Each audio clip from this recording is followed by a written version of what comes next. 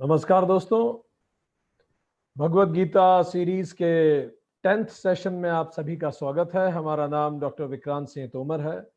हम project self incorporation Bharat, USA, Indore management association और तपन Chaure foundation की तरफ से आप सभी का हार्दिक स्वागत करते हैं।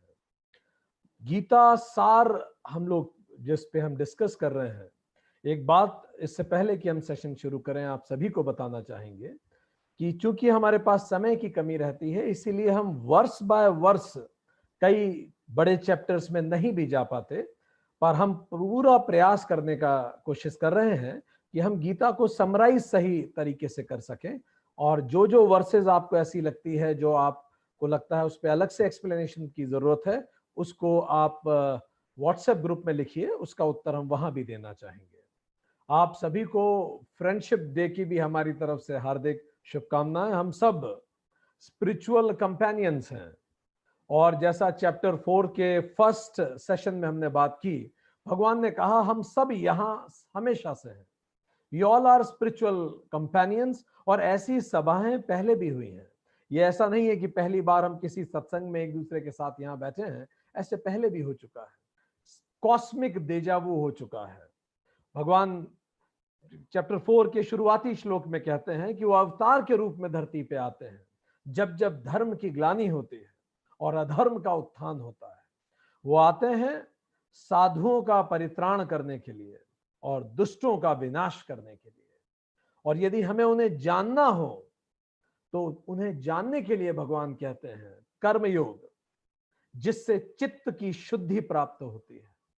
उसके बाद उपासना योग, जिससे चित्त की स्थिति प्राप्त होती है, शांत हो जाता है चित्त, उपासना योग। तीसरा इज ज्ञान योग।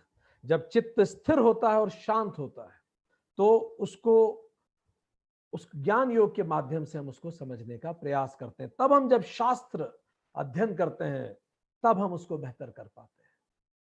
और भगवान कहते हैं जैसा कोई मुझे भजता है उसी रूप में मैं भी उसको भजता हूं। I lend my powers to all without partiality। यहां तक हमने चैप्टर 4 के फर्स्ट सेशन में बात की थी। आज इसके आगे बात करना हम शुरू करेंगे। सो हमने जहां बात खत्म की थी वो ये थी, भगवान ने कहा कि जैसे मुझे भजता है कोई व्यक्ति, मैं भी उसको उसी रूप में भजता हूं, मैं भी उसे उसी रूप में ही प्राप्त होता हूं। तो ऐसा क्यों है कि व्यक्ति एक ही परमात्मा को अलग अलग रूप से भजता है या अलग अलग कारणों से भजता है, उस पे आज हम चर्चा शुरू करेंगे। Why do people worship me in different ways? तो भगवान कहते हैं चैप्टर 4 वर्स 13, चतुर्वर्णा मया सृष्टा गुण कर्म विभागश। ये 4 तरह के वर्ण मैंने बनाए हैं। वर्ण का शाब्दिक अर्थ होता है colour. There are 4 colours of personality that I have created.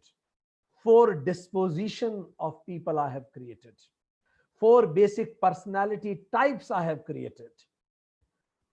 4 वर्ण मैंने बनाए। पहला ब्राह्मण, दूसरा क्षत्रिय, तीसरा वैश्य और चौथा शूद्र। ये 4 वर्ण बने सत, रज और तम गुण के अलग अलग कॉम्बिनेशन से। जहां शुद्ध सत्व था उसको हमने कहा ब्राह्मण। गुण के आधार पर, यहां जन्म का कोई लेना देना नहीं, हिज ओन कैरेक्टरिस्टिक्स, गुण के आधार पर जिसका गुण शुद्ध सत्व था वो ब्राह्मण बना। जिसका मूल गुण रज था, बैक्ड बाय सत, उसको क्षत्रिय कहा गया। जिसका गुण राजसिक था, बैक्ड बाय तामसिक, उसको वैश्य कहा गया। और जो शुद्ध तमस था उसको शूद्र कहा गया। अब ये केवल मेंटल स्टेट्स हैं, मेंटल डिस्पोजिशंस हैं। तो जो भी ब्राह्मण है वो his purpose of life will be to realise himself. Kshatriya will like to serve people, influence others. Vaishya would like to achieve big things in life, have name fame in life, वो नाम चाहेगा अपना। And Shudra will execute things and follow, do as directed format में। तो ये तो गुण हो गया।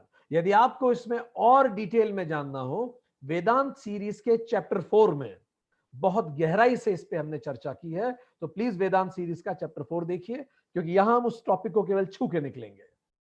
तो ये तो हो गया हमारे गुण धर्म। फिर भगवान ने कहा गुण कर्म विभागश। तो 4 तरह के लोग हैं गुण के आधार पे, जिनको अभी हमने आपको बताया। अब कर्म के आधार पर, सो कर्म मतलब 4 टाइप ऑफ प्रोफेशंस भी है। ब्राह्मण का प्रोफेशन क्या होगा? Research and development, training and development, planning and projection. क्षत्रिय का प्रोफेशन क्या होगा? क्षत्रिय का शाब्दिक अर्थ ही है दूसरों के घावों को हर लेना। शत प्लस त्रय, जो दूसरों के घावों को ठीक कर दे, हील करे। तो public servant, civil servant, doctor, NGO, कोई भी व्यक्ति जो इस प्रोफेशन में है, जो दूसरों की मदद करना चाहे। मूल रूप से वैश्य, ट्रेड, कॉमर्स, बिजनेस। शूद्र, रूटीन जॉब्स, प्रोग्राम्ड डिसीजंस जहां ज्यादा लिए जाते हैं। Unskilled jobs, semi skilled jobs. तो जब भी भगवान ने कहा कि 4 तरह के गुण हैं और 4 तरह के कर्म हैं, पर नोटिस कीजिए जन्म की बात नहीं की है। गुण और कर्म जब आपस में मिल जाते हैं, इसका अर्थ है मेरा जो बेसिक कैरेक्टरिस्टिक है, मेरा जो मेंटल डिस्पोजिशन है, और अगर वही मेरा प्रोफेशन बन गया, मैं वही काम कर रहा हूं जिसके लिए मैं पैदा हुआ, तो इसी को हमने कहा स्वधर्म। स्वधर्म का अर्थ है व्हेन गुण एंड कर्म मीट हो करते हैं, मिल जाते हैं। पर अगर गुण मेरे अलग हैं, मेरे व्यक्तिगत कैरेक्टरिस्टिक्स अलग हैं, और मैं नौकरी कुछ और कर रहा हूं, तो मैं कभी खुश नहीं रहूंगा उस काम में। सो उसको हम कहेंगे परधर्म। तो भगवान यहां कहना चाह रहे हैं सबके अलग अलग गुण हैं, और उस अनुसार लोग अगर कर्म करते हैं तो स्वधर्म का पालन करते हैं, नहीं तो परधर्म का पालन करते हैं। और जिसका जैसा गुण, वो मुझे उसी उद्देश्य से भजता है। जैसे ब्राह्मण साधना करता है मेरी, मुझे पाने का प्रयास करता है, जिसका गुण ब्राह्मण के रूप में है। जैसे क्षत्रिय सेवा करता है लोगों की, उस सेवा में ही वो परमात्मा देखता है, तो मुझे सेवा के रूप में भजता है। जैसे वैश्य संसाधन इकट्ठे करता है, रिसोर्सेज इकट्ठे करता है, वो मुझे लक्ष्मी के रूप में भजता है। जैसे शूद्र, वो सोना चाहता है, आराम चाहता है, तो ये चाहता है प्रभु जीवन इतना कर दे कि आराम से 2 वक्त की रोटी मिलती रहे और जीवन अच्छे से कट जाए आराम से, क्योंकि वो उतना ही सोच सकता है, तो मैं उसे उतना ही देता हूं।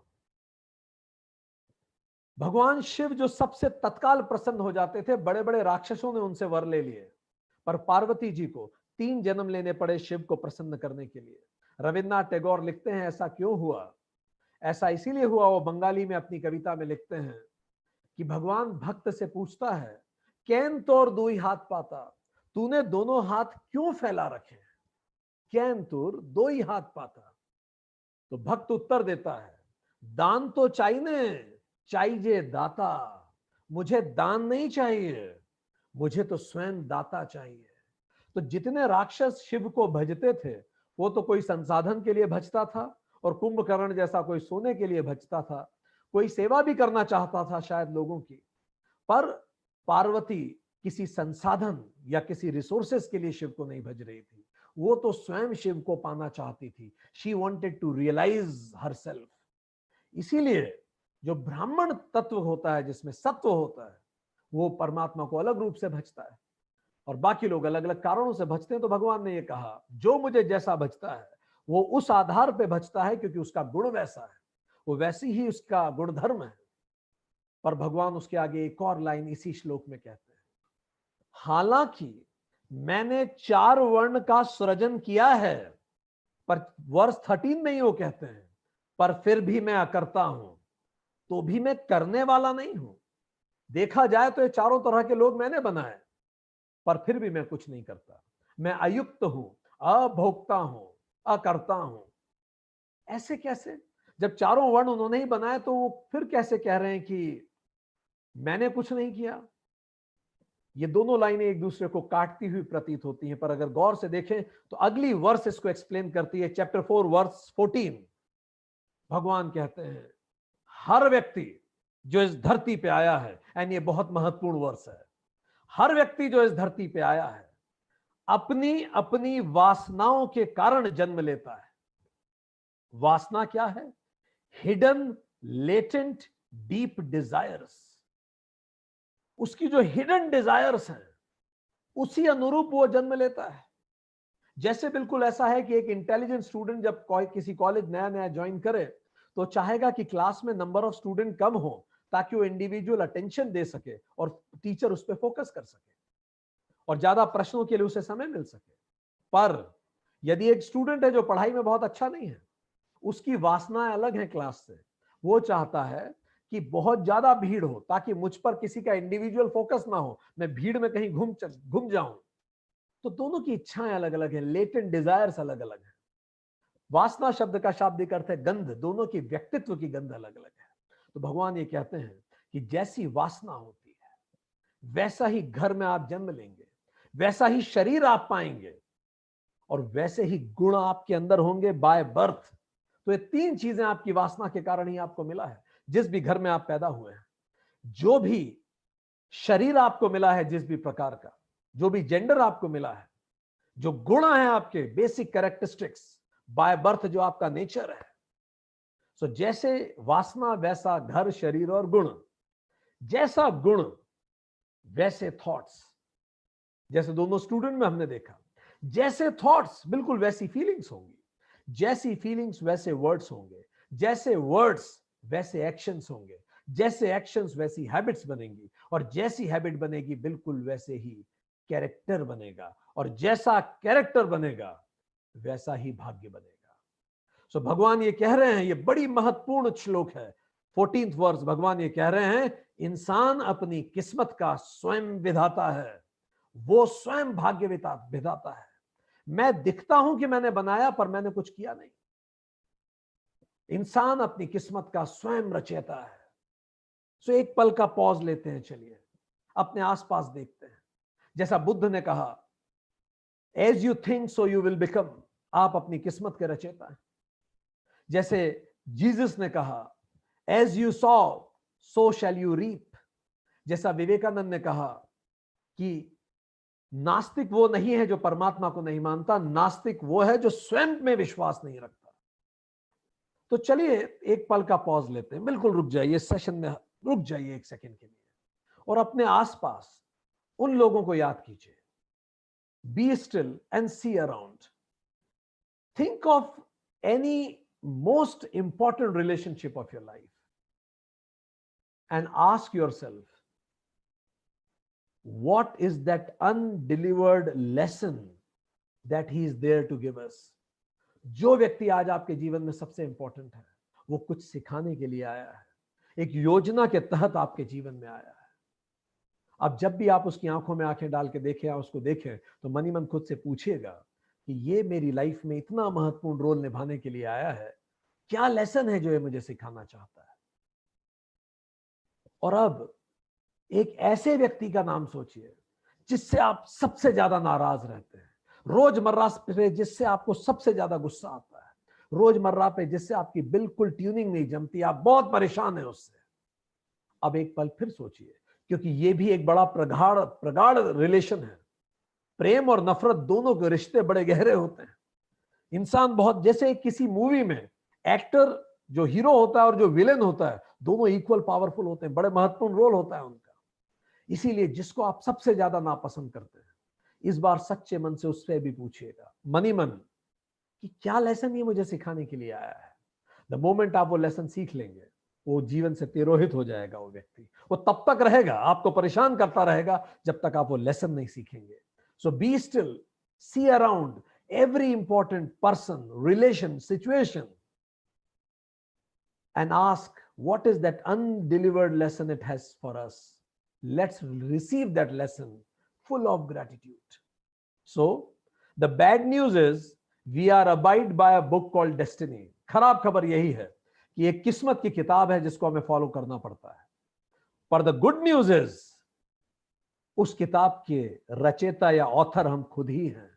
कितना एम्पावरिंग वर्स है ये कि हमारी किस्मत केवल हमारे हाथ में है। There is nobody else who is sitting somewhere and writes it. भगवान कहते हैं तुमने स्वयं बनाया है, मैं तो केवल देखता हूं। इसी कारण अ चाइल्ड इन योर लैप, जो दादाजी की गोदी में एक जो छोटा सा बच्चा खेलता होता है, a child in your lap may be leap ahead of you, वो लीप्स ईयर्स अहेड होगा हमसे, हमारी स्पिरिचुअल जर्नी में क्या पता। सो भगवान कहते हैं मैं केवल विटनेस करता हूं।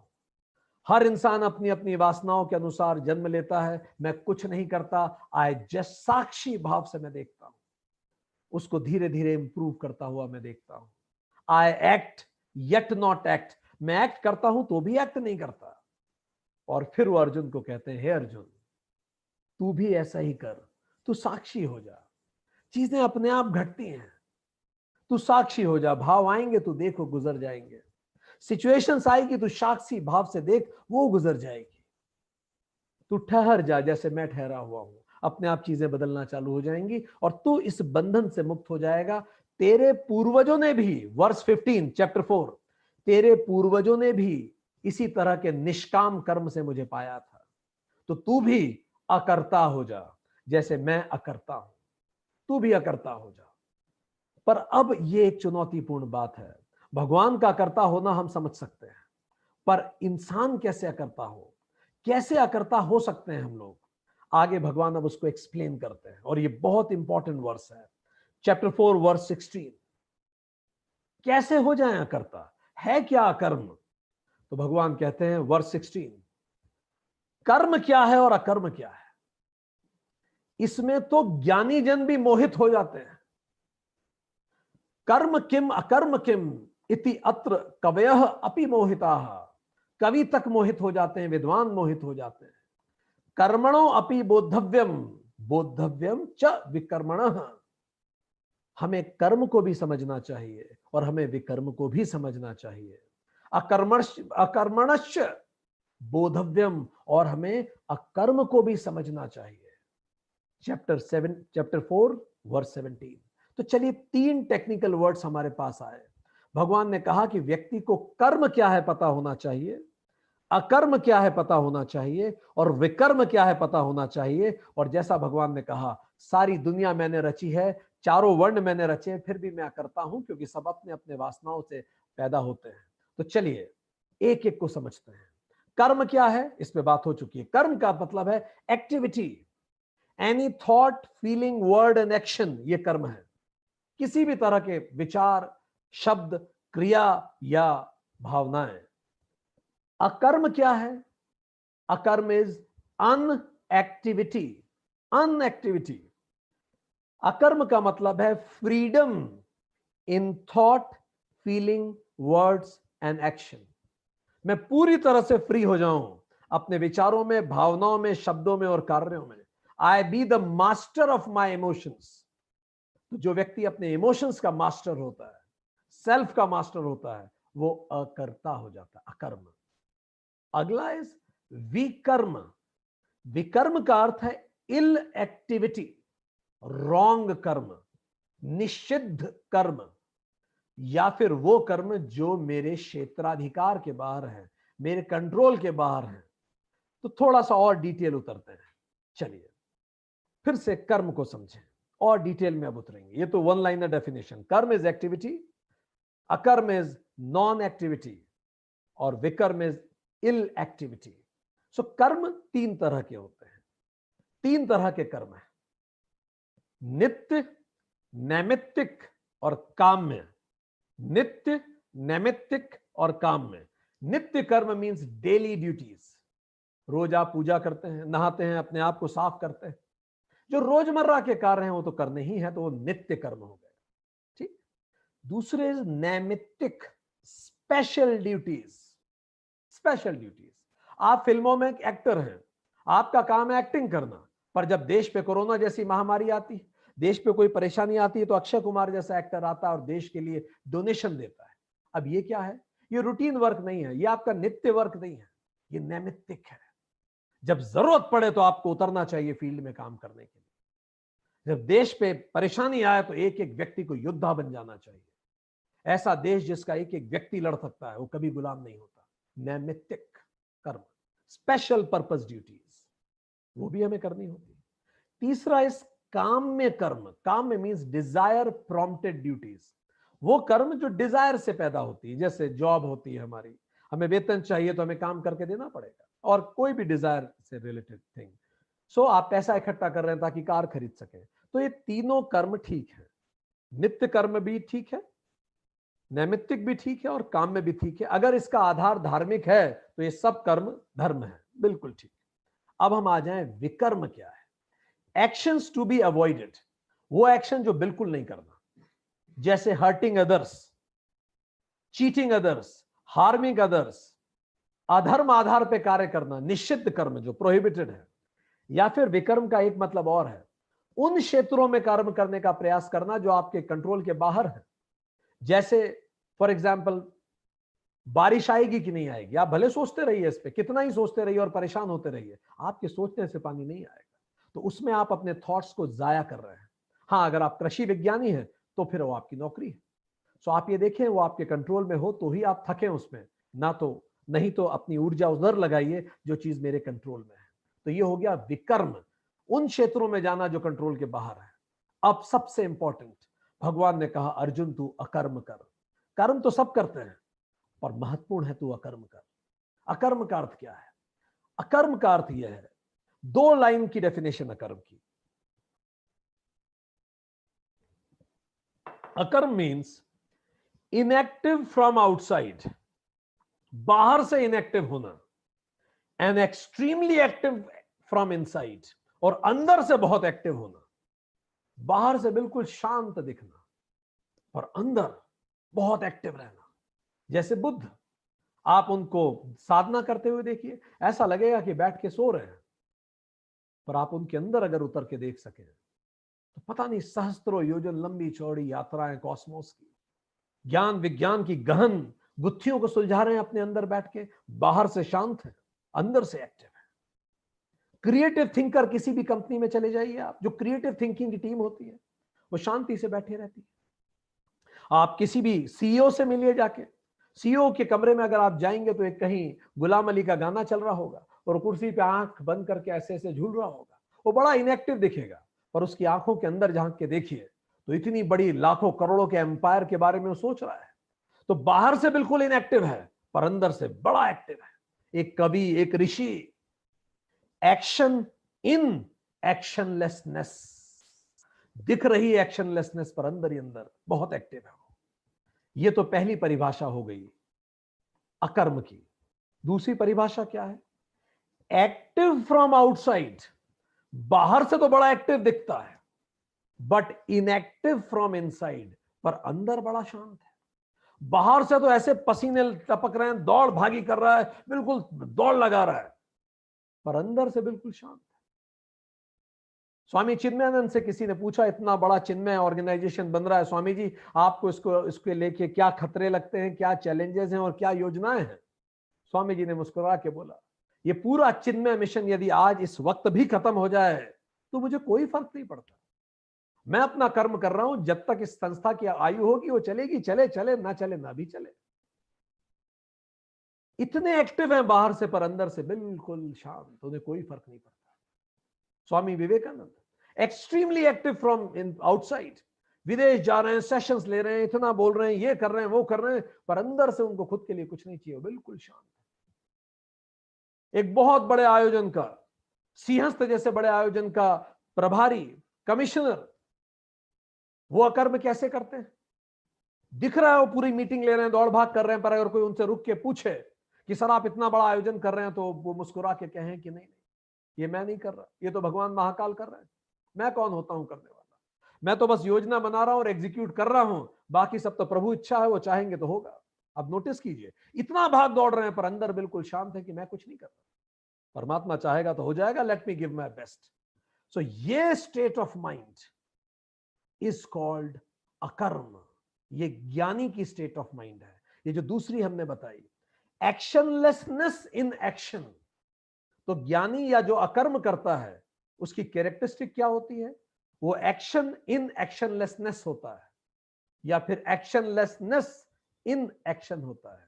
और अगर हम गीता की भाषा में कहें तो भगवान ने कहा वर्ष 18 में, जो अकर्म में कर्म को देखता है और जो कर्म में अकर्म को देखता है, बस वही ज्ञानी है। यह कर्मणि अकर्म पश्येत, यह अकर्मणि कर्मश्च, जो अकर्म में कर्म को देख रहा है और वही व्यक्ति बुद्धिमान है। Observe the activity in inactivity and complete inactivity even in the highest activity is called unactivity, that is akarm. So akarm यही है, इस तरह से अंदर शांत हो जाना। तो चलिए आपके लिए टेस्ट तैयार है, हो हमें पूरा विश्वास है आपने कागज पेन ले लिया होगा। तो अब हम देखते हैं कि ये कंसेप्ट हमें कितना क्लियर हुआ। हम आपको सिचुएशंस देंगे, आपको बोलते जाना और तेज बोलिएगा ताकि आप सुन सकें आपके कान। ठीक, हम सिचुएशंस देंगे, आपको बताना ये कर्म है कि अकर्म है या विकर्म है। तो हम एक सिचुएशन देंगे, आपको इमीडिएटली बोलना है क्या है। ठीक, सबसे पहले आपको बोलना है कर्म है या विकर्म है। ठीक, कर्म वो जो मेरे नियंत्रण में है, विकर्म वो जो मेरे नियंत्रण के बाहर है। फिर हम आपसे पूछेंगे इस सिचुएशन में अकर्म वाला क्या सोचेगा, ज्ञानी बुद्धिमान व्यक्ति क्या सोचेगा, वो भी आपको बताना है। स्पीड तेज रहेगी, सोचने के लिए हम समय नहीं देंगे। Fastest finger first. तो कागज ऑन योर मार्क, लिखते जाइए। परफेक्ट। पहली सिचुएशन, मेरे कलीग ने जहां मैंने नौकरी की वो मेरी बैकबाइटिंग कर रहा है, ये कर्म है कि विकर्म है? मेरा साथी बैकबाइटिंग करता है, कर्म है कि विकर्म है? अगर आपका उत्तर है विकर्म है तो आप सही है। अकर्म वाला इसको कैसे सोचेगा? अकर्म वाला सोचेगा it is his opinion, everybody has right to have opinion. खत्म, उसके अंदर कुछ नहीं बदला, वो बिल्कुल शांत है, उसकी ओपिनियन है भाई, जैसा सोचता है। आप नोटिस करेंगे अकर्म की सोच बड़ी स्थिरता की सोच होगी। आगे जाएं। दूसरी सिचुएशन, मेरे प्रयास कर्म है कि विकर्म है? कंट्रोल में हो तो कर्म, नहीं हो तो विकर्म। बिल्कुल ठीक आपने सोचा, ये कर्म है, मेरे कंट्रोल में है। पर जो अकर्म करता है, जो ज्ञानी है, बुद्धिमान है, वो कैसे सोचेगा? इदम नमम, मैं कर तो रहा हूं पर ये मेरा नहीं है, I am just an instrument. आगे देखें। तीसरा, मेरी पत्नी का व्यवहार, स्पाउस का व्यवहार कर्म है कि विकर्म है? बिल्कुल ठीक आपने कहा, यह विकर्म है। और ज्ञानी कैसे सोचेगा? जो अकर्ता है, अकर्म वाला कैसे सोचेगा? He or she is there to teach me a lesson. अगर वो अच्छा कर रहा है तो कुछ प्रेम का लेसन सिखा रहा है, और अगर वो मेरे साथ बुरा कर रहा है तो शायद वैराग्य मुझे सिखाने के लिए आया है। आगे देखिए। चौथी situation, managing an event as a CEO. आप एक सीईओ हैं और इवेंट को मैनेज कर रहे हैं, कर्म है कि विकर्म है? बिल्कुल सही आपने सोचा, यह कर्म है क्योंकि आप सीईओ हैं, आप मैनेज कर रहे हैं उसे। बट अकर्म वाला कैसे सोचेगा? मैं निमित्त मात्र हूं, मात्र। अगले पे आइए। फिफ्थ सिचुएशन, एक बहुत नजदीकी व्यक्ति एक्सपायर हो गया, close death of a close one, loved one की डेथ हो गई। कर्म है कि विकर्म है? बिल्कुल सही आपने कहा, यह विकर्म है, कंट्रोल के बाहर है। पर ज्ञानी कैसे सोचेगा? Some hidden soul plan must be there yet to discover. कोई तो सोल प्लान है, नहीं तो इतना बड़ा झटका मुझे जीवन में नहीं लगता। Let me go and discover that soul plan. आगे आइए। मेरा फिजिकल रूप कर्म है कि विकर्म है? बिल्कुल सही आपने कहा, यह विकर्म है। आपका रंग, आपके त्वचा और यह सब विकर्म है। ज्ञानी कैसे सोचेगा? जो अकर्म करता है। सम हिडन, ज्ञानी सोचेगा beauty lies in the eyes of beholder. सुंदरता तो देखने वालों की आंखों में होती है, and soul is always beautiful. जीवात्मा हमेशा सुंदर होती है। आगे आइए। एग्जाम में सिलेक्शन हो गया, कर्म है कि विकर्म है? बिल्कुल आपने सही कहा, यह विकर्म है, सिलेक्शन आपके हाथ में है ही नहीं। बिल्कुल ठीक। ज्ञानी क्या कहेगा? God's grace. मेरा स्वास्थ्य कर्म है कि विकर्म है? बिल्कुल आपने सही कहा, यह कर्म है, मेरे हाथ में, मैं अपना स्वास्थ्य ठीक रखूं। ज्ञानी क्या कहेगा? शरीर आत्मा का मंदिर है, जीवात्मा का मंदिर है, और शरीर का भाड़ा देना पड़ता है। तो बस उतना शरीर का ध्यान रखो जितना उसका भाड़ा हो, और बाकी हायर रियलिटीज को रियलाइज करो। अगला, नेक्स्ट, क्लोज वन फॉरगॉट। कोई बहुत करीबी है, वो आपका जन्मदिन भूल गया, जो आपका मन के बड़े करीब था, वो आपको विश करना भूल गया जन्मदिन पे। कर्म है कि विकर्म है? बिल्कुल सही, विकर्म है, आपके कंट्रोल में नहीं है। ज्ञानी क्या करेगा? ज्ञानी कहेगा let me speak and call him to take his blessings. चलो मैं कॉल करके ब्लेसिंग्स ले लेता हूं। अगला, एग्जाम में फेल हो गए, कर्म है कि विकर्म है? बिल्कुल ठीक, विकर्म है, मेरे हाथ में नहीं है। ज्ञानी क्या कहेगा? ईश इच्छा। ठीक, वो ज्यादा परेशान नहीं होगा। ईश इच्छा, भगवान की इच्छा थी, पढ़ाई की थी हमने। नोबडी अप्रिशिएटेड, मुझे किसी ने अप्रिशिएट नहीं किया। कर्म है कि विकर्म है? कोई मुझे मेरी तारीफ नहीं करता, मैं इतनी मेहनत करती हूं तो भी। कर्म है कि विकर्म है? विकर्म है। ज्ञानी क्या कहेगा? I know what I am, मुझे किसी से सर्टिफिकेट नहीं चाहिए, मुझे पता है मैं कौन हूं। ठीक। किसी बहुत करीबी व्यक्ति ने धोखा दिया, अ क्लोज वन डिसीव्ड, किसी करीबी व्यक्ति ने धोखा दिया, कर्म है कि विकर्म है? बिल्कुल आपने सही समझा, यह भी विकर्म है, मेरे कंट्रोल के बाहर है। ज्ञानी क्या कहेगा? What lesson he wanted to teach me. आप हमने अपने अंदर झांकते जाइए, क्या आप इस तरह से सोचते हैं? ठीक। अगले आइए। स्वास्थ्य खराब हो गया बहुत ज्यादा आपका, यह कर्म है कि विकर्म है? बिल्कुल ठीक है, यह विकर्म है। कुछ खा लिया जानबूझ के तो कोई स्वास्थ्य खराब नहीं करता। ठीक हो गया, विकर्म हो गया, स्वास्थ्य एकदम से खराब हो गया। ज्ञानी क्या कहेगा? Pain is of the body, दर्द तो पेन तो शरीर का है। सफरिंग इज ऑफ माइंड, पर सफरिंग माइंड की, दुख मैंने क्रिएट कर रहा हूं, so let me eliminate at least suffering. ठीक। बच्चे नहीं सुनते, ये कर्म है कि विकर्म है? बिल्कुल दोस्तों 100% विकर्म है, आप कंट्रोल नहीं कर सकते। ज्ञानी क्या कहेगा? मंदान न विचलित, मैं कम बुद्धि वालों को अभी विचलित ना करूं, let me be a role model, let me behave as I want them to behave, और फिर उनको छोड़ दो, धीरे धीरे समझेंगे। अगेन, ऑफिस में मेरे अगेंस्ट पॉलिटिक्स हो रही है, कर्म है कि विकर्म है? बिल्कुल ठीक है, विकर्म है। या आपके योग सोचने योग्य नहीं, आप ज्यादा परेशान इस पे हो रहे हैं तो विकर्म पे परेशान हो रहे हैं। ज्ञानी क्या करेगा? Tough situations makes me tougher, tough situation ही तो अच्छे नाविक बनाता है। अगला, वो व्यक्ति हमेशा मुझे इरिटेट करता रहता है, जब मिलता है इरिटेट करता है, कर्म है कि विकर्म है? बिल्कुल विकर्म है, वो क्या करेगा मेरे कंट्रोल में थोड़ी है।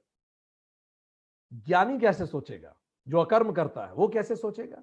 ही is a practical teacher, he comes to check my self control, कि मैं इतनी सारी गीता की क्लासेस अटेंड कर रहा हूं, क्या मुझ में सेल्फ कंट्रोल आया क्या? वो हर बार चेक करने आता है और मैं हर बार फेल हो जाता हूं। ही इज अ टीचर। अगला, somebody misbehaved with me, ये कर्म है कि विकर्म है? बिल्कुल आपने सही कहा, ये विकर्म है। वो कैसे व्यवहार करेगा मेरे कंट्रोल में थोड़ी है। ठीक। ज्ञानी कैसे सोचेगा? He gave what he had, उसने वो किया जो उसका गुणधर्म था, मैं वैसे करूं जो मेरा गुणधर्म है। मुझ में अच्छाई है तो मैं अच्छाई ही लौटाऊं। आगे बढ़े। आई पनिश्ड समबडी, मैंने किसी को पनिश कर दिया, ये कर्म है कि विकर्म है? मैंने किसी को पनिश किया। कई बार लोगों को ग्लानि भी होती है किसी को सजा देने के बाद, ये कर्म है कि विकर्म है? बिल्कुल सही, ये कर्म है, आपके हाथ में, आपने सजा दी। ठीक। ज्ञानी कैसे सोचेगा? वो सजा देते समय भी ज्ञानी सोचेगा, I have nothing against him, मेरे मन में उसके विरुद्ध कुछ नहीं है, मैं बस उसको उसकी गलत कर्म की सजा दे रहा हूं। पर बाकी लोग पर्सनली भी उनसे रिवेंज लेने लगते, नो नो नो, बस गलत कर्म की सजा दीजिए, उसके अतिरिक्त कुछ नहीं। Second last, he doesn't love me, वो मुझे प्यार नहीं करता, ये कर्म है कि विकर्म है? बिल्कुल ये विकर्म है। कोई आपको प्यार करेगा कि नहीं करेगा, आप कैसे कंट्रोल करेंगे? ठीक। ज्ञानी क्या करेगा? लेट मी लव अनकंडीशनली, जो मैं कर सकता हूं वो करूं। Last, I helped her but she misbehaved, मैंने उस जरूरत के समय उसे इतनी मदद करी, पर देखो उसने मुझसे अच्छा व्यवहार नहीं किया इस सबके बाद। कर्म है कि विकर्म है? यस, ये विकर्म है। ज्ञानी क्या सोचेगा? Let me do my duty, may God bless her, मैं अपने कर्म करता चलूं, भगवान उसको सद्बुद्धि दे। आपको यह लगा होगा कि हमने बहुत तेजी से पूछे, बिल्कुल सच है, हमने जानबूझ के ये किया। जितनी देर आपको सोचने को मिली, बस उतनी ही देर में निर्णय हो जाना चाहिए दिमाग में कर्म है कि विकर्म है, और तत्काल अकर्म का माइंडसेट डेवलप होना चाहिए, तो चित्त अपने आप शांत होने लगे। तो भगवान यही कह रहे हैं कि अर्जुन, बड़े बड़े लोग कंफ्यूज हो जाते हैं इसमें कि ये कर्म अकर्म और विकर्म क्या है, और तू समझ और अकर्म को कर, तू भी अकर्ता हो जा, तो तू बिल्कुल परेशान नहीं होगा। Develop a different mindset. एक नंबर लाइन की कल्पना कीजिए, जीरो है अकर्म बीच में, प्लस की तरफ है कर्म और माइनस की तरफ है विकर्म। कर्म रजस है, रजगुण जब भरता है हमारे अंदर, हाइपर एक्टिविटी। विकर्म तम गुण है, ill activity, non activity. But akarma right activity है, बैलेंस्ड एक्टिविटी है, सत्व है, अन एक्टिविटी है। Karma is for evolution, vikarma is for de evolution. इंसान पतित होता है उसमें। अकर्म इज कंप्लीट सेल्फ कंट्रोल। कर्म विजय है, अकर्म जय है, और विकर्म पराजय है। सो इस तरह से हम इस बात को समझ पाए कि कर्म, अकर्म और विकर्म क्या होता है। भगवान ने 18th वर्ष में डिटेल में समझाया कि अकर्म करें वही ज्ञानी है। तो 4 तरह के लोग इस धरती पे हैं हमारे आसपास, जरा गौर से देखिए और याद करना चालू कीजिए जिनकी हम बात कर रहे हैं, कौन कौन उधर फिट होते हैं। There are few people who are active from mentally inside. ठीक, वो इनसाइड से तो एक्टिव होते ही हैं, they are active from outside also. इसका मतलब फिजिकली भी बहुत एक्टिव होते हैं और मेंटली भी बहुत एक्टिव होते हैं। ये लोग कौन हैं? यही संसारी हैं। इन्हें गुस्सा भी बहुत आएगा, ये अंदर से भी बड़े परेशान रहेंगे, बाहर से भी परेशान रहेंगे, अंदर से भी एक्टिव होंगे, बाहर से भी एक्टिव होंगे। ये संसारी लोग होते हैं। ठीक। दूसरा, एक्टिव फ्रॉम इनसाइड पर इनएक्टिव फ्रॉम आउटसाइड। अंदर से बड़े एक्टिव होंगे पर बाहर से शांत होंगे, ये ज्ञानी होता है। अच्छा, मूर्ख भी ऐसा हो सकता है। तो ज्ञानी और मूर्ख कई बार बिल्कुल एक जैसे दिखते हैं। जैसे एक व्यक्ति जो सो रहा हो और जो योग निद्रा में हो, दोनों एक जैसे ही दिखेंगे। बिल्कुल ऐसे ही ज्ञानी और मूर्ख भी प्रथम दृष्टया एक जैसे दिख सकते हैं कई बार। क्यों? क्योंकि एक्टिव फ्रॉम इनसाइड और नॉन एक्टिव फ्रॉम आउटसाइड। ऐसा तो कई लोग रिप्रेशन करके भी करते हैं। गुस्सा बहुत आ रहा है पर हाथ बांध के बैठे हैं कि गुस्सा नहीं दिखाना है। ये नहीं, दमन नहीं है, फिर वो मूर्ख है। वो व्यक्ति अपना नुकसान कर रहा है। ज्ञानी दमन नहीं करता, वो एक सही थॉट विकसित करता है जिसके कारण वो बैलेंस्ड हो जाता है। सो ये ज्ञानी कहलाते हैं। Inactive from inside and active from outside. अंदर से बिल्कुल शांत और बाहर से काम कर रहे हैं, दौड़ा भागी कर रहे हैं, पर अंदर से बिल्कुल शांत है। ये भी ज्ञानी होते हैं। मूड भी ऐसे हो सकते हैं। और आखिरी, जो इनएक्टिव हैं इनसाइड से भी और इनएक्टिव हैं आउटसाइड से भी। ना अंदर से एक्टिव है ना बाहर से एक्टिव है। ये कौन है? ये मृत होते हैं। जो मर जाता है व्यक्ति वो ऐसा ही होता है, ना अंदर से एक्टिव बचा ना बाहर से एक्टिव बचा। तो संसारी, ज्ञानी, मृत और मूढ़। और ज्ञानी और मूढ़ लगभग एक जैसे दिखेंगे। वो तो लंबी दूरी में समझ में आएगा कि कौन ज्ञानी था और कौन मूढ़ था। सो भगवान वर्ष 19 में कहते हैं आगे कि कौन ज्ञानी होता है, कैसे डिफाइन करते हैं। तम बुधाहा पंडितम आहु। पहली बार पंडित शब्द को डिफाइन किया गया। Very important words it is. पंडित की डेफिनेशन क्या है? Who is a Pandita? Devoid of bounding desires, जो काम संकल्प वर्जिता। पंडित वही है जो इमोशनली किसी भी डिजायर पर डिपेंड ना करता हो। उसके मन में डिजायर जरूर हो पर वो स्टिकी ना हो कि ये होगा तो ही मैं खुश रहूंगा। वो डिजायर पर उसकी खुशियां डिपेंड ना करे, वो होता है पंडित। तो हम रूटीन में कहते हैं ना पंडित जी, तो pandit ji is a very high qualification, behavioural qualification. Gita says actions are burned in the fire of jnanam. और दूसरी क्वालिटी, जो अकर्म करता हो वो पंडित है। जिसके सारे एक्शन, सारे कर्म ज्ञान की अग्नि में जल चुके हो। तो जो अकर्म करता हो वो पंडित, और जो अपनी प्रसन्नता के लिए किसी पर निर्भर ना हो वो पंडित। तो पंडित के लिए कई परिभाषाएं। पंडितः आत्म विषय बुद्धि ही। पंडित वो है जिसकी बुद्धि आत्म विषय में लगी रहती है। पंडित ही ज्ञानी है और ज्ञानी ही वो जो अकर्म करता है। तो चलिए अपने पेन संभाल लीजिए। I am giving you a scale of अकर्म। अभी हम आपका अकर्म स्कोर करके दे देते हैं। तो बिल्कुल पेन उठा लीजिए और हम आपसे क्वेश्चन पूछते जाएंगे। आपको 10 में से अंक देने। अंक कैसे देंगे गौर से सुन लीजिए। यदि आप 100% वैसा करते हैं तो 10 में से 10 दे दीजिए। आप बिल्कुल ही वैसे नहीं है, बिल्कुल अपोजिट है उससे, तो 0 दे दीजिए। थोड़े ऐसे हैं, थोड़े वैसे भी हैं, 5 दे दीजिए। तो ऐसे 7 दे सकते हैं। चाहे 5 मतलब न्यूट्रल, 10 मतलब एग्जैक्टली वैसे हैं, और 0 मतलब ऐसे बिल्कुल नहीं है। तो आपको 10 में से अंक देने हैं अपने अनुसार। चलिए पहला क्वेश्चन सुन। अच्छा, फर्स्ट थॉट इज राइट, ज्यादा आंकलन मत कीजिए। पहला विचार सही है।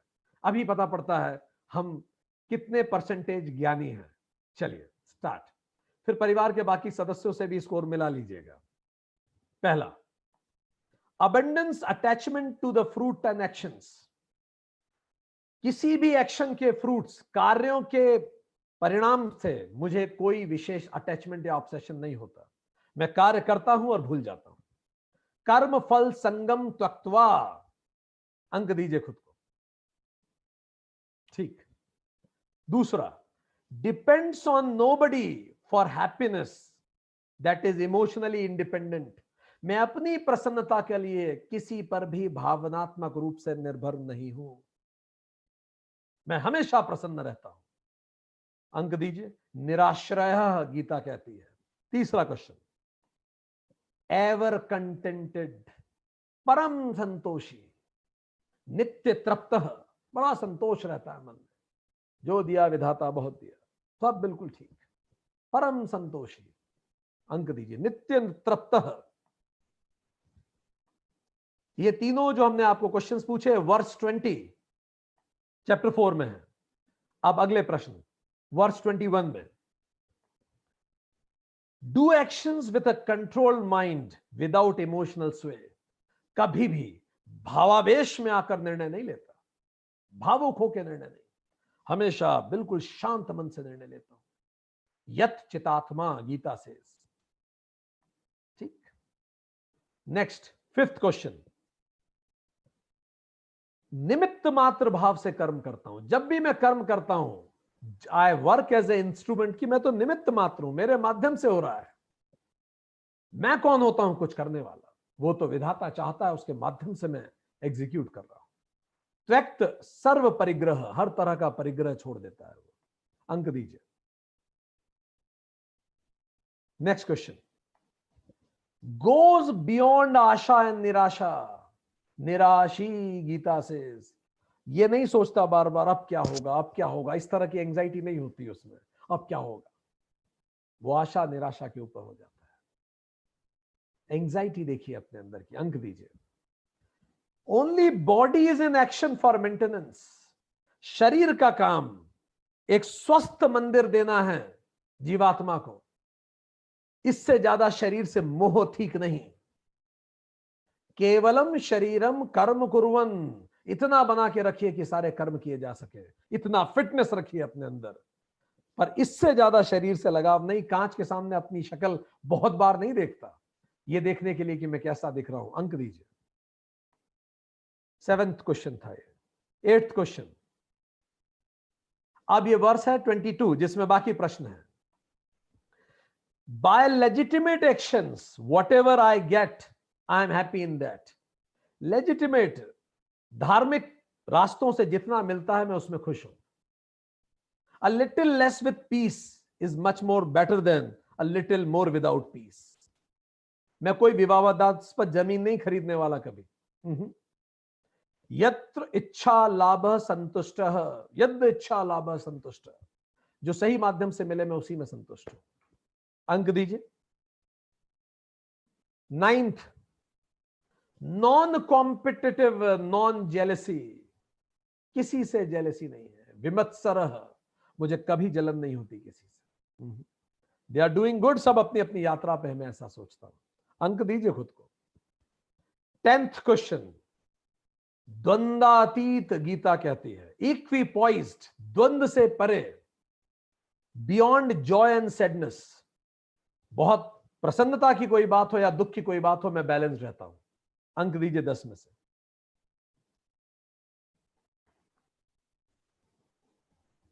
लास्ट प्रश्न, अलाइक इन गेन और लॉस, सिद्धौ च असिद्धौ समः। गेन हो या लॉस हो, मैं समान रहता हूं। प्रॉफिट हो गया, लॉस हो गया, ठीक है, जीवन है, ये सब होता रहता है। अंक दीजिए खुद को। अब आप बाद में इसको जोड़िएगा, नहीं तो आप क्लास मिस कर देंगे। बाद में जोड़ लीजिएगा, स्केल याद रख लीजिए। अगर आपके 100 में से 100 अंक आए हैं, 121 का अंक का ये पेपर है, अगर आपके 100% आए हैं, 100%, तो आप ज्ञानी हैं, हमारा भी प्रणाम स्वीकार कीजिए। ठीक। पर यदि आपके अंक 75 से 100 के बीच में आए हैं, तो आप बैरागी हैं, वैरागी हैं आप। अगर आपके अंक 50 से 75% के बीच में आए हैं, तो आप संसारी हैं। और अगर आपके अंक 30 से 50 के बीच में आए हैं, 30 से 50% के बीच में, तो आप भोगी हैं। और अगर हमारे अंक 30 से कम आए हैं, 30% से कम, परसेंट निकालिएगा 121 में से, परसेंट से कम है तो व्यक्ति मूढ़ है, और अगर 0 स्कोर आया है तो अज्ञानी है। सो आपके पास आपकी स्केल है, आप खुद निकाल लीजिएगा बाद में कि हम कहां स्टैंड करते हैं। ऑन दिस बेसिस भगवान ने हमें ये रास्ते बताए कि किस तरह से हम ये पता लगा सकते हैं कि वेयर डू वी एग्जिस्ट। सो ज्ञानी जो कर्म करता है वही कर्म तो यज्ञ है। एंड देन गॉड सेज, जब भी आप ज्ञानी होते हैं, आप स्केल में निकाल लीजिए, ज्ञानी जो करता है बस वही यज्ञ है।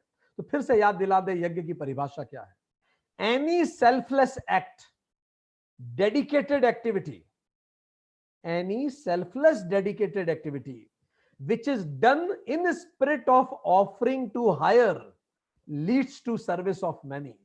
कोई भी सेल्फलेस डेडिकेटेड काम जो हम किसी हायर को समर्पित करके करते हैं और जिससे बहुतों का हित होता है वही यज्ञ है।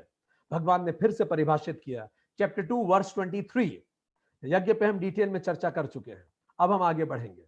तो जो ज्ञानी करता है बस वही यज्ञ है। और हम ज्ञानी हैं कि नहीं, हमारे पास स्केल है।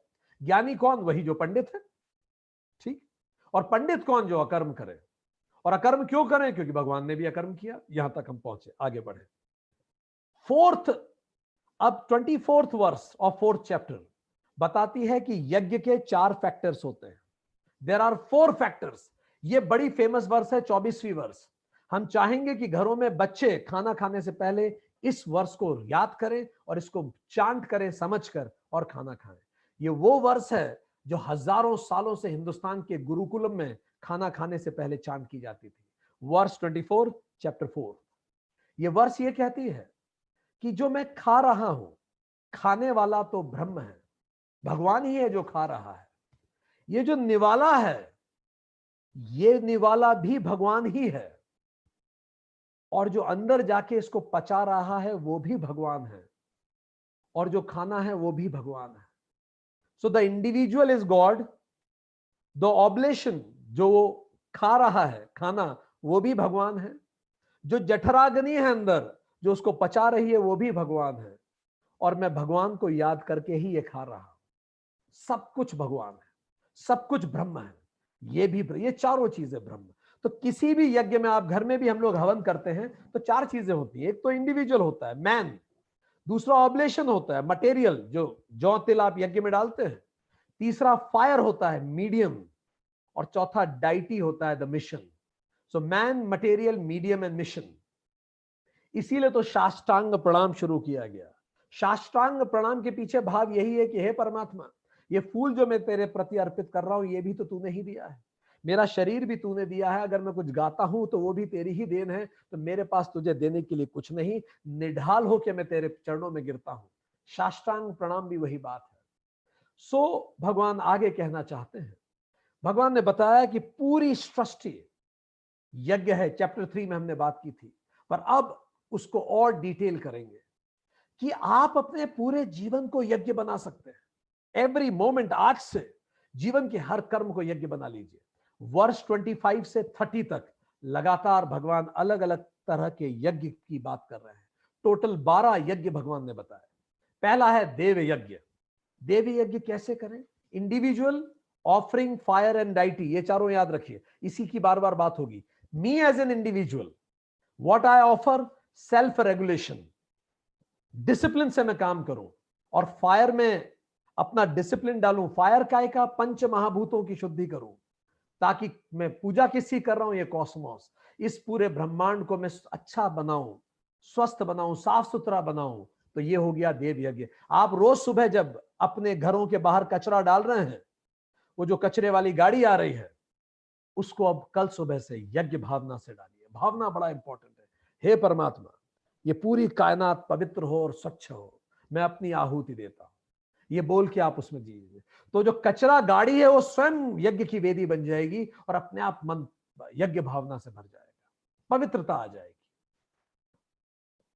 इंद्रिय यज्ञ, मैं एज एन इंडिविजुअल इंद्रिय विषयों को इंद्रियों के फायर में डाल रहा हूं, ताकि इंद्रिय संयम स्थापित कर सकूं। इंद्रिय संयम कैसे? बार बार मैं जब सेशन बार बार जब मैं पढ़ाई करते करते एकदम से मोबाइल उठा लेता हूं, तो मैं अपने हाथ को कंट्रोल करूं, अपनी आंखों को कंट्रोल करूं, इंद्रिय संयम करूं। मैं क्या करूं? अगर मैं नौकरी कर रहा हूं तो 9, 12, 3, 6 व्हाट्सएप केवल इस 4 समय चेक कीजिए। सुबह 9 बजे, फिर 12 बजे, फिर 3 बजे, फिर 6 बजे। ऐसा कुछ 99% केस में आपकी कंपनी आपके सर पे नहीं गिर जाएगी यदि आपने 3 घंटे व्हाट्सएप चेक नहीं किया। इंद्रिय संयम वो भी एक यज्ञ है, उसको इस भावना से कीजिए, इससे इंद्रिय संयम स्थापित होता है। अगला मानस यज्ञ, मैं इंद्रियों को संयम की अग्नि में डालूं ताकि मन को स्थापित कर सकूं। आप उपासना कीजिए, जो अगले चैप्टर में हम और बात करेंगे। अगला इज संयम यज्ञ। संयम यज्ञ क्या है? मैं मेरे मन को ध्यान की अग्नि में डालूं ताकि समाधि को प्राप्त कर सकूं। जब हम दिन भर में कुछ समय निकालें और ध्यान में बैठे, वो भी यज्ञ है अपने आप में। प्राणायाम एक यज्ञ है। मैं प्राण और अपान, जो इनहेल हम करते हैं उसको अपान कहते हैं, जो एक्सहेल करते हैं उसे प्राण कहते हैं। तो मेरा जो इनहेल और एक्सहेल है, तो मैं जब इनहेल कर रहा हूं तो मैं उसको शरीर में, जब मैं इनहेल कर रहा हूं अपान को, तो उसको प्राण में डालूं, और जब मैं प्राण में डालता हूं अपान को, तो फिर मैं प्राण को एक्सहेल करूं, तो मेरी सांसें भी स्वयं में यज्ञ बन जाएं। यही विपश्यना है, विशेष पश्यना। तो वो भी एक यज्ञ है, इससे चित्त स्थिति मिलती है। जापान में खेल खिलाया जाता है बौद्धिस्ट में। ये लोग जो जापान के जो फाइटर्स होते हैं आपस में, जापान में अगर आप कभी एयरपोर्ट पे निकलें तो कई संत ने ये बताया भी है, एक जमाने ऐसे होते थे, आप एयरपोर्ट के बाहर निकलेंगे तो दो लोग आपस में एक दूसरे को बड़ी बदतमीजी से बात करते हुए दिखेंगे, बड़े खराब खराब शब्द बोलेंगे। जनता इकट्ठी हो जाएगी कि ये लड़ेंगे आपस में, पर अचानक क्या होगा कि उनमें से एक को जैसे ही गुस्सा आएगा तो जनता फिर डिस्पर्स हो जाएगी, बात खत्म। एक्चुअली वो लोग लड़ाई नहीं करना चाहते, वो ये देखना चाहते हैं कौन कितना संयमित है। तो लगातार एक दूसरे को बुरा बोलेंगे, वो कंपटीशन होगी, और जैसे ही कोई हल्का सा भी गुस्सा हुआ, इसका मतलब इसका संयम खत्म हो गया, तो मतलब इसका यज्ञ भ्रष्ट हो गया, बस बात खत्म, क्या मारना, तुम ऐसे ही हार गए। So this is Buddhist method संयम चेक करने के लिए। निंदक नहीं रहे आखिर, वो भी यज्ञ है। अगर घर में कोई ऐसा निंदक हो जो लगातार आपकी बुराई करता रहता है, तो महान यज्ञ की संभावना है घर में भी। शुरू कीजिए, उसको यज्ञ भावना से लीजिए। नियत आहार, मैं खाना जो खाता हूं उसको जठराग्नि की फायर में डालता हूं ताकि स्वास्थ्य रूपी परमात्मा को प्रसन्न कर सकूं। खाना इस भाव से खाइए, उस मन से खाइए, ना कि टीवी पे कुछ देखते हुए। तप, तप यज्ञ भी है एक। मैं अपने मन को अनुशासन में स्थापित करूं ताकि आत्मा को स्पर्श कर सकूं। योग भी यज्ञ है। मैं अपने कर्मों को आत्म संयम की अग्नि में डालूं ताकि आत्मानुभूति कर सकूं। अपने ऑफिस में मैं देखूं, मैं बिल्कुल गुस्सा ना हो, बिल्कुल शांत भाव से काम करूं, तो अपने आप योग हो जाएगा। नौकरी भी योग बन जाएगी। आपको जब भी मौका मिले आप शांत रहना की कोशिश करें। स्वाध्याय भी यज्ञ है। कैसे? मैं अपने अध्ययन को अभ्यास की अग्नि में डालूं ताकि ज्ञान रूपी देवता को प्रसन्न कर सकूं। इस भाव से कोई भी किताब पढ़ूं, किंडल पे भी पढ़ रहा हूं कि प्रभु मेरा आध्यात्मिक उत्थान हो इससे, खूब मन से। इसलिए तो पहले किताबों को पैर लग जाता था तो सर पे लगाते थे, पर अब लोग किंडल को पैर लगता है तो उसे सर पे नहीं लगाते, इवन पैर से अपने पास खींच लेते हैं। तो अगर वो पुस्तक है और वो यज्ञ है तो फिर वो भी पवित्र है। तो वैसे ही हमें करना होगा। ज्ञान यज्ञ, मैं अपने अहंकार को, मटेरियल है अहंकार, विवेक की अग्नि में डालूं ताकि वैराग्य के प्रभु को प्रसन्न कर सकूं। देखो कहां कहां मेरे अंदर अहंकार आया और विवेक से उसको खत्म करूं। बिल्कुल ऑब्जर्वेंट बनूं बार बार कि देखो, साक्षी भाव से देखो, देखो अब अहंकार है, ये बात मुझे कैसी चुभी, क्यों चुभ गई ये बात मुझे इतनी ज्यादा। चुभने का मतलब ही है कि मुझ में अहंकार है। ठीक। आखिरी 12वां यज्ञ, द्रव्य यज्ञ। मैं अपनी संपत्ति, परमात्मा ने मुझे बड़े रिसोर्सेज दिए हैं, अपनी संपत्ति को दान की अग्नि में डालूं ताकि मानवता रूपी परमात्मा को प्रसन्न कर सकूं। भामाशाह ने द्रव्य यज्ञ किया था। तो प्रत्येक कर्म यज्ञ बनता है यदि यज्ञ भावना से किया जाए। तो भगवान फिर इस बात को स्टैब्लिश करते हैं, you don't need to go anywhere, यही इसी वक्त यज्ञ हो सकता है यदि आप यज्ञ भावना से कर्म करें। और यज्ञ भावना से जब हम कर्म करते हैं तो हम मुक्त होते हैं कर्म बंधन से, क्योंकि हम उसको ड्यूटी मान के करते हैं। वर्ष 31, वर्ष 32 में भगवान बताते हैं पर सर्वश्रेष्ठ कर्म कौन सा है?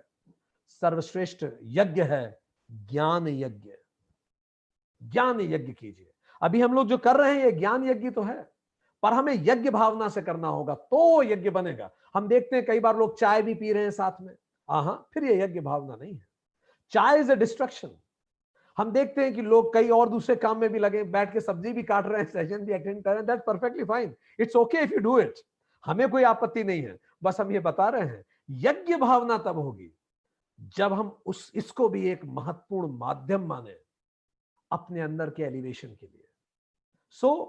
वो भावना डिसाइड करेगी। द्रव्य यज्ञ क्या होता है? I am a body with a soul. पर ज्ञान यज्ञ क्या होता है? I am a soul with a temporary body. देखने का नजरिया अलग हो जाता है। फिर अर्जुन पूछता है ज्ञान यज्ञ करने कैसे किया जाएगा, थोड़ा इसमें गाइडेंस दीजिए। तो वर्ष 34 चैप्टर 4 में भगवान कहते हैं for that a Guru is must. बिना गुरु के ज्ञान यज्ञ बड़ा मुश्किल हो जाता है। क्यों? क्योंकि it is a subjective knowledge. यह बड़ा अनुभाविक विषय है, पढ़ के इतनी जल्दी समझ में नहीं आता। Language is a barrier and you need a direct experience, क्योंकि आप बोल के नहीं समझ पाएंगे उतना, आपको खुद को अनुभव होना जरूरी है। तो भगवान गीता में बताते हैं जब भी आपके पास कोई गुरु हो तो 3 काम जरूर करें। पहला, चैप्टर 4 वर्स 34, कोई भी आपका गुरु हो ये 3 काम जरूर करें। पहला, प्रोस्टेट। प्रोस्टेट का वैसे तो मतलब होता है साष्टांग प्रणाम, पर इसका मूल अर्थ होता है leave ego, never go with any master with ego. बिल्कुल बाहर छोड़ के लिक्विड होके जाएं। रामचरितमानस में यह उल्लेख आता है कि एक शिष्य जब गुरु से ईगो रखता है तो स्वयं भगवान शिव उसे श्राप देते हैं। ऐसी रेयरेस्ट ऑफ द रेयर घटना आपको मिलेगी कि शिव जो वरदान के लिए प्रसिद्ध है किसी को श्राप दिया हो, तभी वो शिवाष्टक आया है, नमामि शमीशाम निर्वाण। वो जो ये जो शिवाष्टक है ये इसीलिए लिखा गया, फिर गुरु ने भगवान शिव की प्रार्थना की कि मेरे शिष्य को माफ कर दीजिए। पढ़िएगा, बड़ा खूबसूरत है। तो पहला, prostate, leave ego, never go with ego with two the गुरु। बार बार खुद को याद दिलाएं, भगवान कृष्ण कहते हैं। दूसरा, go with a questioning mind. Questioning mind के साथ चाहिए, क्वेस्ट होनी चाहिए आपके अंदर। He is not for friendship only, quest is important, otherwise आप उसको उपयोग नहीं कर पाएंगे। थर्ड, सर्व द मास्टर, उसकी सेवा कीजिए। एंड सेवा का क्या तरीका है? Inculcate the behaviour. गुरु की सर्वश्रेष्ठ सेवा होती है उस व्यवहार को इनकलकेट कर दीजिए। हम जब सरकारी सेक्टर्स में भी ट्रेनिंग लेते हैं, हम हर गवर्नमेंट एम्प्लॉय को कहते हैं कि unfortunately we have created a society where we have started valuing the masters rather than mastering the value they represent. हम मास्टर्स को तो बड़ा वैल्यू करते हैं, बड़ी बड़ी उनकी फोटो लगा लेते हैं, अपने कुर्सी के पीछे महात्मा गांधी की फोटो लगी हुई है। मास्टर्स को वैल्यू करने से कोई फायदा नहीं होता। आप उन वैल्यूज को मास्टर कीजिए जो वो रिप्रेजेंट करते हैं। तो ये तीसरा काम करना है। जब भी आपको गुरु हो तो पहला, never go with ego. Second, go with a questioning mind. And third, inculcate in behaviour. ये उसके प्रति सबसे बड़ा आपका सम्मान होगा। अब $1,000,000 क्वेश्चन जो हमसे कई बार भी पूछा गया, पर कृष्ण से बेहतर कौन इसका उत्तर दे सकता है? Verse 34 chapter 4, how to select a guru. कैसे गुरु सेलेक्ट किया जाए? भगवान ने बताया 3 फोल्ड क्वालिटीज हैं। फर्स्ट, शास्त्र ज्ञाता, one who knows the scriptures. Second, तो पहला श्रुति जानता हो, शास्त्र ज्ञाता हो। दूसरा, लॉजिकल फ्लो में समझ सकता हो उसे और समझा सकता हो, युक्ति, श्रुति और दूसरा युक्ति, आपको समझा सकता हो। Sense, which should make sense to you, whether logic और whether non logic, it should make sense to you. Third, who has direct experience, खुद साधक हो, डायरेक्ट एक्सपीरियंस ऑफ रियलिटी, आनुभाविक हो, अनुभव जन्य हो उसका वो जो कह रहा है। तो 2 skills of a teacher should have, और 2 स्किल एक टीचर में होनी चाहिए। तीन तो हमने आपको बताया, 3 eligibility, 3 fold qualities. 2 skills are also needed. One is Shotri, well read ho and well in communication, skilled in communication. And Brahmanist lifestyle reflection ho uska, anubhavik ho, lifestyle reflection ho. So 2 skills and 3 qualities. Why a guru is must? Verse 35, भगवान बताते हैं गुरु की जरूरत क्या है। Life gives us an experience, जीवन अनुभव देता रहता है। गुरु गिव्स एन एक्सप्लेनेशन, गुरु उस अनुभव को के लिए एक एक्सप्लेनेशन देता है।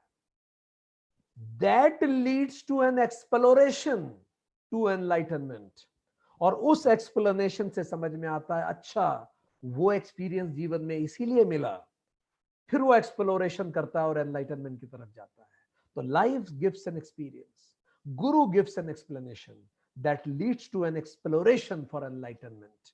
तो गुरु ज्ञान देता है जिससे हम क्लियरली देख पाते हैं और डिल्यूजन खत्म होता है। फाइन। और कब पता पड़ता है कि डिल्यूजन खत्म हुआ कि नहीं हुआ? हमें पता कैसे पड़ेगा कि हमारा पूरा डिल्यूजन, भ्रम खत्म हो गया? तो इस वर्ष में भगवान बहुत स्पष्ट बताते हैं, वर्ष 35, वो स्थिति जब आ जाए आपके अंदर, that you see all beings in you, जब आप सारी कायनात को खुद में देखने लगे, आपको जानवर भी खुद में दिखे, पेड़ पौधा प्रकृति हर चीज आपको खुद में दिखे।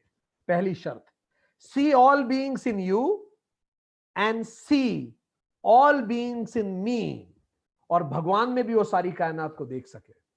मैं भी वही कायनात हूं, परमात्मा भी वही कायनात है। याद कीजिए वेदांता सीरीज, तत्वमसि, मैं वही हूं। जीव ईश्वर ऐक्यम, जब हमें समझ में आ जाता है, इसी को भगवान कहते हैं समदर्शी हो जाना। जब हम वैसी विजन डेवलप कर लेते हैं तब समझ लीजिए काम हो गया, वी आर डन, जिसलिए इस धरती पे आए थे। अब भगवान बताते हैं कि ये जो ज्ञान गुरु से मिलता है ये इतना इंपॉर्टेंट है कि महान पापी भी अगर एक क्षण के लिए भी समदर्शी हो जाए, अंतिम क्षण में समदर्शी हो जाए, वो खुद में पूरी कायनात को देखे और परमात्मा में कायनात को देखे, और खुद में और परमात्मा और कायनात में कोई अंतर ना समझे, सबके साथ वसुधैव कुटुंबकम हो जाए, इस स्थिति में वो आ जाए, तो अंगुलीमार अहिंसक बन जाएगा और डाकू वाल्मीकि बन जाएगा। एक पल भी, अंतिम पल में भी हो गया। वर्स 36 चैप्टर 4, तो आप इस दुनिया से मुक्त हो जाएंगे। ज्ञान वो नौका है जो अज्ञान, जो पाप रूपी समुद्र है, परेशानी का समुद्र है, उससे पार लगाती है। वर्स 37 चैप्टर 4, एक और बहुत खूबसूरत से सिमिली भगवान देते हैं कि जैसे अग्नि चीजों को जला देती है और उसको राख बना देती है, ऐसे ही जब ये ज्ञान आता है तो अपने आप सर्व कर्म जल के भस्म हो जाते हैं। अभी तक जो सही किया, गलत किया, महान पापी ही आप क्यों ना हो, आप मुक्त हो जाते हैं, तत्क्षण मुक्त हो जाते हैं। कितनी अजीब बात है। ये जो ग्लास आपको हमारे हाथ में दिखता है, अगर हम इसको जला दें, ये मोबाइल को हम जला दें और ये लैपटॉप को हम जला दें, तो ये तीन आपको अलग अलग रूप रंग के दिख रहे हैं, साइज के, शेप के दिख रहे हैं, पर जलने के बाद ये तीनों एक रंग के हो जाएंगे। राख का रंग एक होता है। तो किसी भी रंग का कर्म हो, सात्विक हो, राजसिक हो, कैसा भी कर्म हो, वो जल के एक रंग हो जाता है। तो भगवान कह रहे हैं तुम्हारे सत्कर्म, तुम्हारे रज कर्म, तुम्हारे तम कर्म तीनों भस्म हो जाएंगे यदि तुम समदर्शी और अकर्म करने लगो। तुम्हारी संचित कर्म, कंसोलिडेटेड एक्शंस, तुम्हारे प्रारब्ध कर्म, ऑपरेटिव एक्शंस जो इस जन्म में हमारे प्रारब्ध हैं, आगामी कर्म जो आने वाले हैं, येट टू बी ऑपरेटिव, ये सब भस्म हो जाएंगे एक साथ। अगर आपको इन तीनों शब्दों का और विश्लेषण चाहिए, संचित कर्म क्या होता है, प्रारब्ध कर्म क्या होता है और आगामी कर्म क्या होता है, तो प्लीज वेदांता सीरीज का चैप्टर 17 अटेंड कीजिए, लॉ ऑफ कर्मा, उसमें डिटेल में इसका एक्सप्लेनेशन है। Chapter 17 Vedanta series. सो जैसे ही हम ये ज्ञान प्राप्त करते हैं, सारे कर्म खत्म हो जाते हैं। What does that mean? यदि मैं खुद को शरीर समझता हूं और मन समझता हूं, तो इस मन और शरीर के द्वारा किए गए सारे काम मेरे हैं। I claim the work also. पर अगर मैं ना मन हूं ना मैं शरीर हूं, ये मैं समझता हूं और वैसा ही मैं बिहेव करता हूं, तो इस शरीर और इस मन का कोई काम मेरा नहीं है। जैसे एयरपोर्ट पे हमने पहले भी कहा, वही लगेज, वो लगेज जिसको कोई क्लेम नहीं करता, सीआईएसएफ उठा के डिस्ट्रॉय कर देती है। ऐसे हमारे सारे कर्म एक पल में डिस्ट्रॉय हो जाते हैं अगर हम उन्हें क्लेम नहीं करते। So jnanam is the best purifier in the world, इससे बेहतर प्यूरिफायर नहीं है। Jnanam is a spiritual sanitizer, वो स्पिरिचुअल सैनिटाइजर है which removes the invisible virus of ajnanam, वो अज्ञान के इनविजिबल वायरस को खत्म कर देता है। 38 वर्ष 38 में भगवान बोलते हैं, जो भारत की कई संस्थाओं का भी पंचलाइन है, ज्ञानेन सदृशम पवित्र मिहि विद्यते, ज्ञान के सदृश, ज्ञान के तरह कोई पवित्र करने वाला नहीं है। तो कर्मयोग से अंतःकरण की शुद्धि मिलेगी, ज्ञान योग से ज्ञान प्राप्ति होगी और हम शुद्ध हो जाएंगे, पूरी तरह से शुद्ध। तो ये तो गुरु क्या हो गया और ज्ञान की बात हो गई। अब थोड़ी हम लोगों की भी बात कर लें। Qualifications of the student, student की क्वालिफिकेशन तक भगवान ने बहुत क्लियरली बताई है। वर्स 39 सुनते जाइए और अपने अंदर झांक के देखिए, क्योंकि ये ऑर्डिनरी ज्ञान नहीं है, हर व्यक्ति नहीं समझ सकेगा। Only those people who are qualified will be able to be benefited by this. What is the qualification? 1, श्रद्धावान। वर्स 39, जिनमें श्रद्धा होगी। श्रद्धा किसके लिए? गुरु के लिए, शास्त्र के लिए और स्वयं के लिए। जिसको खुद में भरोसा होगा कि मैं कुछ कर सकता हूं जीवन में, जिसको गुरु में भरोसा होगा, who should question to the guru, who should not question guru। गुरु सिर्फ से प्रश्न पूछे, गुरु पर ही प्रश्न ना लगाए। तो श्रद्धा रखे गुरु में, स्वयं में और शास्त्रों में। ये 3 चीजें मस्ट हैं। आप अगर कोई किताब पढ़ रहे हैं और आपको लगता है किताब फालतू की है, आप कुछ नहीं सीख पाएंगे उस किताब से। आपको शास्त्र में भी विश्वास होना चाहिए। भाई दूसरा क्वालिटी, पहला है श्रद्धावान, खुद से पूछे क्या आप में यह है। सेकंड, क्या हम में यह है। सेकंड, तत्पर, डिवोटेड, तत्पर हो। ये टाइम पास ना हो उसके लिए कि चलो स्पिरिचुअल शॉपिंग करके आ जाएं कुछ समय के लिए। एक स्पिरिचुअल विंडो की तरह ना देखें हम इसको। इट शुड बी रियली कि इस वीक तक मुझे अपने अंदर ये सब चीजें ऑब्जर्व करनी है और अगले वीक में मैं और नई चीजें जानूंगा, उन्हें ऑब्जर्व करूंगा। जैसे इस वीक का सार्थक है, अकर्ता बनने का प्रयास करूंगा। ठीक। लास्ट इज संयम या संयत इंद्रिय, सबड्यूटेड द सेंसेस, इंद्रियों पर कंट्रोल कर सकता हो, सेल्फ कंट्रोल हो उसका। क्योंकि अगर सेल्फ कंट्रोल नहीं होगा तो कैसे बैठेगा ना क्लास में, उसका मन टीवी में लगेगा, उसका मन चाय में शक्कर कम है इसमें लगेगा, उसका मन 50 चीजें में भटकेगा। सो 3 चीजें मस्ट है, श्रद्धावान, तत्पर और इंद्रिय संयत। तब student is eligible for the knowledge जो हम आज पढ़ रहे हैं या जो गीता पढ़ा रही है। फिर भगवान और बताते हैं नॉन एलिजिबल कौन है। I am amazed with the clarity and details Krishna speaks. मतलब he is not only satisfied with telling what are the eligibilities, he will also go on telling what are not eligibilities. Who is not eligible? One, जो श्रद्धा रहित है। I feel so happy to see कि कितना सोच के भगवान ने इसको एक्सप्लेन किया है। कहा है जो श्रद्धावान है वो स्टूडेंट है, पर इतना भी कहने की जहमत उठाइए कि जो श्रद्धा विहीन है, faithless is not eligible. Second, जो संशय युक्त है, who doubts himself, he can't do anything. और थर्ड, जो भोगी हो, वो भी नहीं कर सकता, उसका भोग में ही मन लगा रहेगा। विनश्यति, भगवान कहते हैं वो डिस्ट्रॉय हो जाएगा। और इस तरह के लोग इस लोक में भी दुखी रहते हैं और भगवान कहते हैं उस लोक में भी दुखी रहते हैं। जिनमें श्रद्धा नहीं होती, सेल्फ डाउट होता है, और जो भोगी होते हैं वो जीवन भर दुखी रहेंगे और वहां भी दुखी रहते हैं। तो निष्कर्ष क्या है? अंतिम वर्ष चैप्टर 4 भगवान कहते हैं तो निष्कर्ष यह है, विवेक की तलवार को उठा। तलवार हो विवेक की, ज्ञान सीना, विवेक की तलवार। छित्वा संशयम, और जो संशय है उसको काट डाल।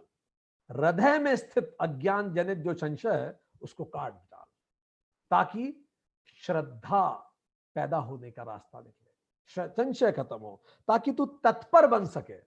तत्पर बनने के लिए विवेक की तलवार से अज्ञान को काट। फिर कर्म योग से कर्मों को ईश्वर को अर्पित कर, श्रद्धावान बन। चीजें हो रही हैं, श्रद्धावान बन। इवन हिंदुस्तान का प्रधानमंत्री नहीं बता सकता अगले पल क्या होने वाला है। हैव फेथ, श्रद्धावान बन। आखिरी, अंतःकरण को वश में कर ले, संयत इंद्रिय। वही बात फिर से रिपीट हुई, तत्पर, श्रद्धा और संयत इंद्रिय, और ये सब करके तू युद्ध कर अर्जुन। सो दोस्तों, इसी के साथ हमारा चैप्टर 4 आज समाप्त होता है। So let's have a quick summary. हमने चैप्टर 4 में क्या बात की?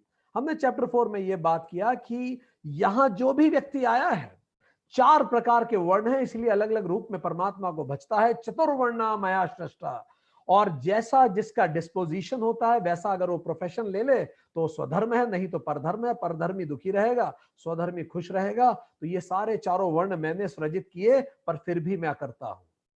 क्यों मैं करता हूं? क्योंकि दिख तो रहा है मैंने सृजित किए, पर तुम गहराई से देखोगे तो सब अपनी अपनी वासनाओं को भुगत रहे हैं। जैसी वासना वैसा घर कैरेक्टर पाया, और जैसा कैरेक्टर हुआ वैसा ही जीवन बना। तो मनुष्य अपनी किस्मत का स्वयं रचेता है, मैं तो साक्षी मात्र हूं, बस मैं देखता हूं। तो तू भी देखना शुरू कर, अपने आप चीजें आएंगी और चली जाएंगी। तू भी अकर्ता बन जा, क्योंकि तेरे पूर्वज जिन्होंने मुझे पाया है वो अकर्ता बन के ही पाया है। तो कैसे बने अकर्ता? कौन है अकर्ता? तो भगवान ने कहा कर्म, अकर्म, विकर्म तीनों समझना इंपॉर्टेंट है। एक्टिविटी, अनएक्टिविटी एंड इलएक्टिविटी समझना बहुत जरूरी है। और क्या है अकर्म? तो कर्म क्या है? नित्य, नैमित्तिक और काम्य, और विकर्म है निषिद्ध, या something which is out of my area of operation, area of control. और अकर्म क्या है? Seeing action in actionlessness and seeing actionlessness in action, वही अकर्म हो जाना है। और हमने बहुत पूरी एक्सरसाइज भी देखी, और उससे हमें पता लगा कि हम कर्म, अकर्म और विकर्म वाले एक ही चीजों को किस अलग अलग नजरिए से, अलग अलग चश्मे से देखते हैं। इसी आधार पे 4 तरह के व्यक्ति, संसारी, ज्ञानी, मूढ़ और मृत, 4 तरह के व्यक्ति हमने बात की। फिर ज्ञानी कौन? जो पंडित, वही तो ज्ञानी। पंडित कौन? जिसकी खुशियां किसी चीज पर निर्भर न करती हो, वो स्वयंभू हो, हमेशा खुश रहे, वही पंडित। और दूसरा जो अकर्म करे वो पंडित। बस 2 क्वालिटी। तो आगे से किसी को पंडित बुलाने से पहले चेक कर लीजिएगा। Technically pandit is being defined. What is pandit? पंडितः आत्म विषय बुद्धि ही।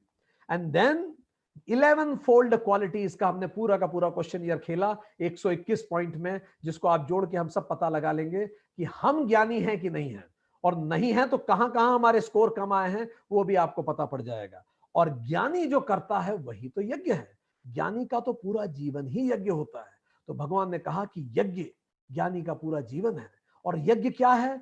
एनी सेल्फलेस डेडिकेटेड एक्टिविटी जिसको हम हायर को ऑफर करते हैं और ज्यादा लोगों के हित के लिए की जाती है, वही यज्ञ है। यज्ञ की 4 चीजें होती हैं। उसमें एक व्यक्ति होता है, मैन, मटेरियल जिसकी आहुति दी जाती है, मीडियम जिसके माध्यम से फायर मीडियम बनता है, एंड द मिशन जो भगवान होता है। Man, material, medium and mission. तो फिर भगवान ने बताया हर कर्म यज्ञ हो सकता है। देव यज्ञ, ब्रह्म यज्ञ, इंद्रिय यज्ञ, मानस यज्ञ, संयम यज्ञ, प्राणायाम यज्ञ हो सकता है, नियत खाना खाना तक यज्ञ हो सकता है, तपह यज्ञ, योगम यज्ञ, स्वाध्याय यज्ञ, ज्ञान यज्ञ, द्रव्य यज्ञ। हर कर्म यदि यज्ञ भावना से करें तो इवन ए सेशन अटेंड करना यज्ञ हो सकता है। हर कर्म जो आप यज्ञ भावना से करें यज्ञ हो सकता है। वो पवित्र भाव होना चाहिए। और सबसे महान यज्ञ होता है ज्ञान यज्ञ, क्योंकि ज्ञान यज्ञ ही हमें याद दिलाता है कि आई एम अ जीवात्मा हूं विथ अ बॉडी, ना कि मैं एक बॉडी हूं जिसकी एक जीवात्मा है। और इस ज्ञान यज्ञ के लिए गुरु जरूरी है। गुरु जब भी धारण करें, leave your ego, go with a questioning mind, and third is inculcate the teachings in the behavior. And what are the threefold qualifications of a guru? One is shastra gyata shrutihi, second yuktihi, it should make sense to you, and third is direct experience, अनुभविक हो वो, श्रोत्रिय हो। True skills कौन सी? श्रोत्रिय हो और ब्रह्मनिष्ठ हो, lifestyle उसकी उससे मैच करते हो। And why a Guru is must? क्योंकि गुरु आपको उन एक्सपीरियंस के एक्सप्लेनेशन दे पाएगा जिससे हम एनलाइटन हो पाएंगे जीवन में। और कैसे हमें पता पड़ेगा हम एनलाइटन हो रहे हैं? बाय दैट एक्सपीरियंस, जब मैं खुद में सबको देखने लगूं और परमात्मा में भी सबको देखने लगूं, जब मैं सारी दुनिया और खुद में एक देख पाऊं, वो स्थिति ज्ञानी की स्थिति हो जाती है।